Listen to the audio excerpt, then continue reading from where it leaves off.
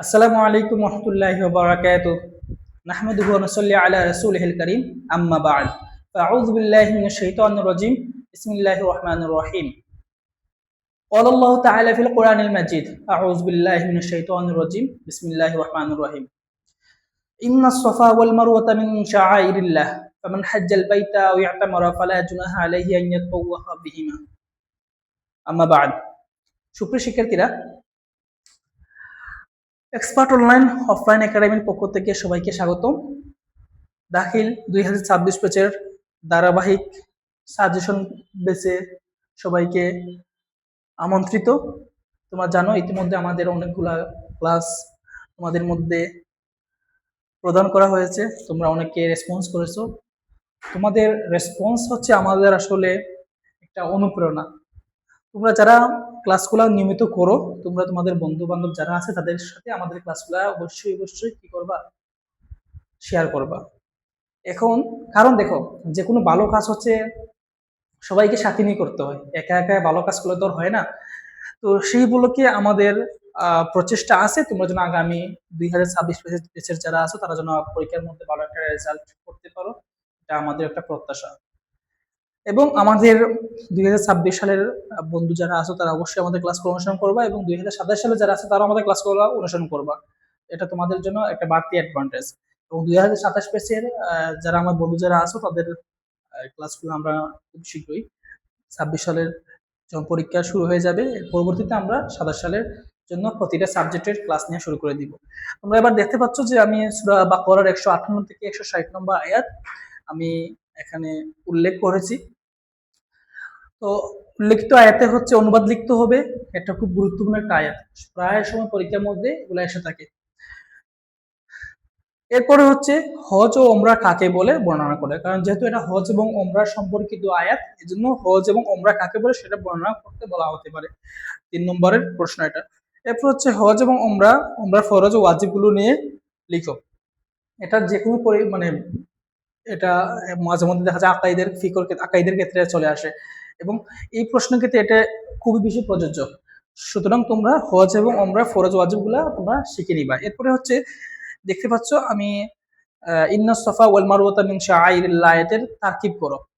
তারকিব, এটা কিন্তু তাহকিক না, এই একটা আয়াতের তারকিব অনেক সময় চলে আসে, যেমন ইন্না এটা কি হবে, সাফা ওয়াল মারওয়াতা, এই পুরো আয়াত আছে, এটার তারকিব তোর বইয়ের মধ্যে উল্লেখ করা আছে, এটা দেখে নিও। তো এটা যারা হচ্ছে যারা হচ্ছে সরফ নাহুর ক্ষেত্রে যারা বেশি বেশি যারা জ্ঞান রাখে, বা নাহু সম্পর্কে যারা মিনিমাম যারা জ্ঞান রাখে তারা হচ্ছে তারকিব সম্পর্কে তাদের ধারণা আছে। তো এখানে তো তারকিব করতে হলে অনেকটা সময় প্রয়োজন। তোমরা তোমাদের বইয়ের মধ্যে যেহেতু আছে, বইয়ের সম্ভবত 100 মেইন বইয়ের টেক্সট বুক যেটা আছে, এটা 126 নম্বর পেজের মধ্যে এটা তারকিব উল্লেখ করা আছে। তোমরা 126 নম্বর পেজের একদম মাঝখানে তারকিবটা উল্লেখ করা আছে, তোমরা তারকিবটা দেখে নিও। এরপর হচ্ছে আচ্ছা, ইন্না সফা ওয়াল মারওয়া সম্পর্কে আমি কিছু আলোচনা করি। এটা এই যে এই আয়াতের হচ্ছে তোমরা মানে যে অনুবাদ যেটা আছে একদম কণ্ঠস্থ করে ফেলবা। এবং এই সফা ওয়াল মারওয়ার বিষয়টা হচ্ছে যে ইসলাম আসার পূর্বে, ইসলাম আগমনের পূর্বে এই সফা এবং মারওয়ার মধ্যে দুইজন মূর্তি থাকতো। সাফার মধ্যে থাকতো এবং পুরুষ মূর্তি থাকতো এবং প্রতিমা থাকতো, এবং মারওয়ার মধ্যে একজন মহিলা প্রতিমা থাকতো। এবং ইসলাম আসার পূর্বে এখানে মানুষরা কি করতো, এই সাফা এবং মারওয়ার এই যে প্রতিমার পূজা করত। এবং এই সাফা এবং মারওয়ার মধ্যে বর্তমান সময়ে ধীরে ধীরে ধীরে ধীরে এটা কি করা, পদক্ষেপ করা হচ্ছে কি ওয়াজিব। ইব্রাহিম ইসলাম এই কাজটা করেছিলেন।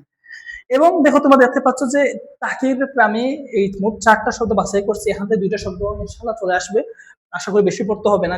আয়াতগুলো অনেক বড়, এই যে 58 থেকে 60 নম্বর আয়াত অনেক বড়। আমি খুবই কম সংখ্যক মানে 4টা এইগুলো আয়াত থেকে মাত্র চারটা হচ্ছে আমি তাহকিকের জন্য বাছাই করছি। তোমরা এই 4টা ভালো করে পড়ে নিবা। এই 4টাকে আমি 30টায় রাখবো, ঠিক আছে? আমি 4টাকে 30টায় রাখবো, যে 2টা এখানের মধ্যে চলে আসবে, ঠিক আছে? যেমন ইয়াতামারা, এটা ভালো করে শিখে ফেলবা, এটা তাহকিক। এবং শাআইরি এটা শিখবা, শাকিরুন এটা শিখবা, এবং ইয়াকতুমুনা এটা ভালো করে শিখবা। তো আজকের ক্লাস এই পর্যন্ত। আমাদের ক্লাস আমরা আমরা চেষ্টা চালিয়ে যাচ্ছি যত সংক্ষিপ্ত করা যায় তত ভালো, যত সামনে পরীক্ষা। এখন হিউজ বিস্তারিত কিছু বলার কোনো কিছু নাই। তোমরা আমাদের এই যে শর্ট সাজেশন আছে তোমরা এটা ফলো করবা, অনুসরণ করবা, ইনশাআল্লাহ তোমাদের জন্য তোমরা তোমাদের কাঙ্ক্ষিত সাফল্য অর্জন করতে পারবা, এটা আমরা আমাদের একটা আশা ব্যক্ত করছি। তো আজকের ক্লাস এই পর্যন্ত। আসসালামু আলাইকুম রহমতুল্লাহি ওয়া বারাকাতুহু।